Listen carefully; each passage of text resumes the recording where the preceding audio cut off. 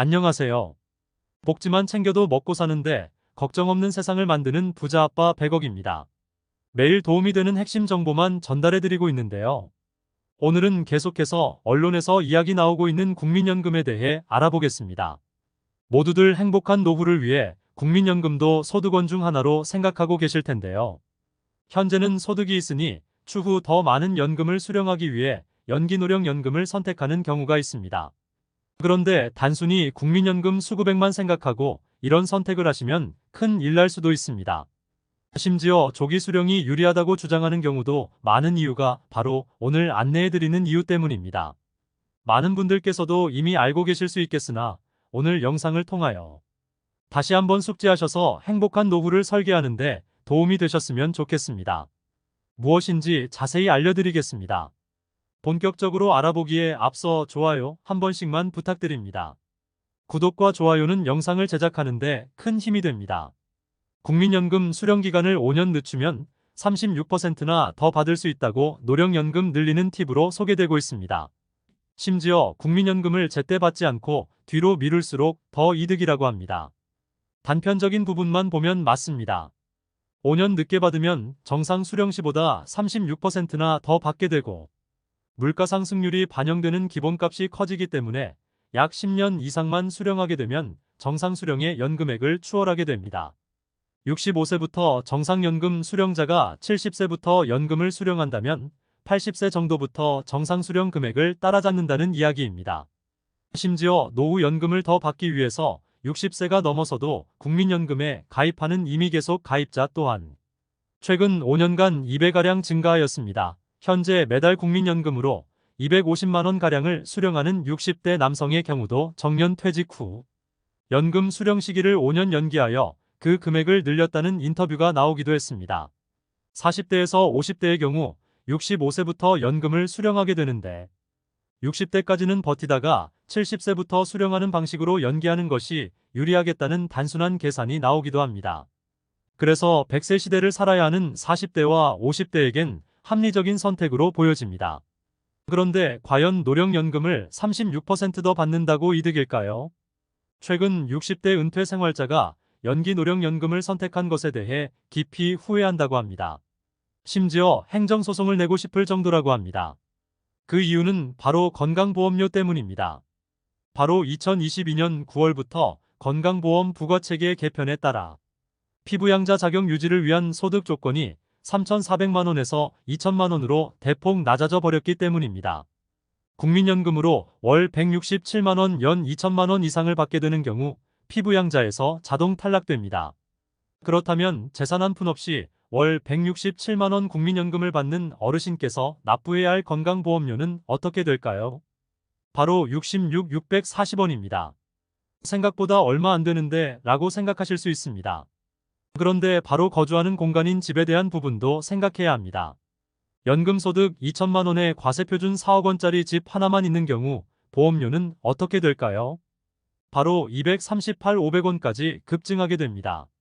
소유하고 있는 집이 없어 3억원의 보증금으로 전세살이를 하고 있다면 얼마일까요? 118, 130원의 건강보험료를 납부해야 합니다. 즉, 내 집이 있든 없든 어느 정도의 집에만 거주해도 2배 이상의 건강보험료가 폭등하게 됩니다. 연기노령연금은 자녀들에게 손 벌리기 싫어서 조금이나마 더 많은 금액을 수령하기 위해 선택하였습니다. 그런데 건강보험료 부과체계 개편이 이루어지면서 피부양자 자격을 유지할 수 없게 되어버린 것입니다. 한편 당장의 노령연금 수령액이 167만원 이하라고 안심할 수는 없습니다. 모의 계산을 해보았을 때 65세부터 월 133만원 연 1,600만원을 수령하는 분의 경우 물가 상승률 4%시 71세에 2천만원을 넘게 되어 피부양자에서 탈락되고 월 125만원 연 1,500만원을 수령하는 분의 경우 73세에 2천만원을 넘기고 월 116만원 연 1,400만원을 수령하는 분의 경우 75세에 2천만원을 넘기게 됩니다. 결국 100만원을 조금 넘게 수령하더라도 10년을 넘기지 못하고 피부양자에서 탈락하게 됩니다. 물가 상승률 3%로 계산하면 월 133만원 연 1,600만원 수령 시 73세에 2천만원을 넘게 되어 피부양자에서 탈락하게 되고 월 125만원, 연 1,500만원을 수령하는 분의 경우 75세에 2천만원을 넘기고 월 116만원, 연 1,400만원을 수령하는 분의 경우 78세에 2천만원을 넘기게 됩니다.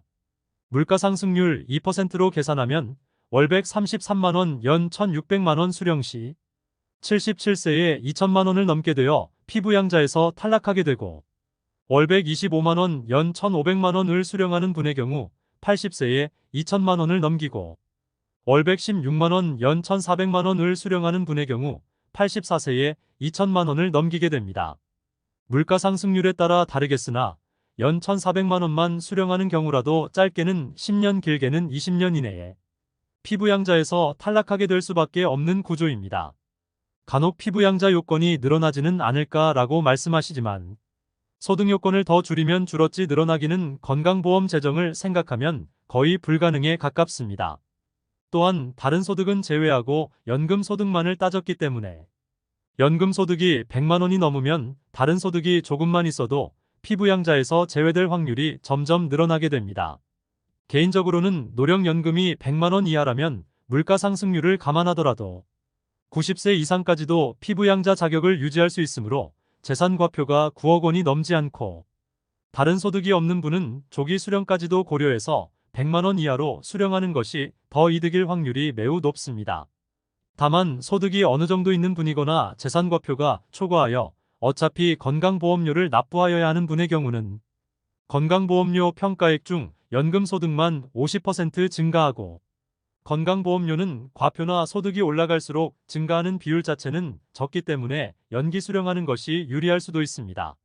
물론 건강보험은 나이를 먹으면 먹을수록 병원 가는 일이 잦아질 것이므로 없어서는 안 될 우리의 자랑스럽고 꼭 필요한 사회보장제도임에 틀림없습니다. 하지만 이렇게 피부양자에서 탈락되어 건강보험료 납부하는 사례도 생기는데 단순히 국민연금만 생각하여 연기해서 수령하면 손해보는 분이 분명히 생길 것입니다. 반드시 필요한 제도를 유지는 해야겠지만 최대한 납부는 피할 수 있으면 피하는 것이 개인에게는 좋을 것입니다. 물론 건강보험료가 걱정이라면 어차피 자녀에게 상속될 텐데 미리 증여하여 건보료를 낮출 수 있습니다.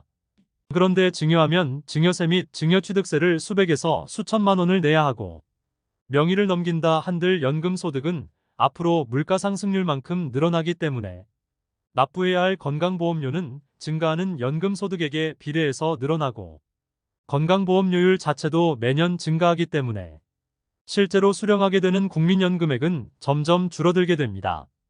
연기노령연금을 선택할 때는 단순 연금액뿐만 아니라 장기적인 득실도 따져보아야 합니다.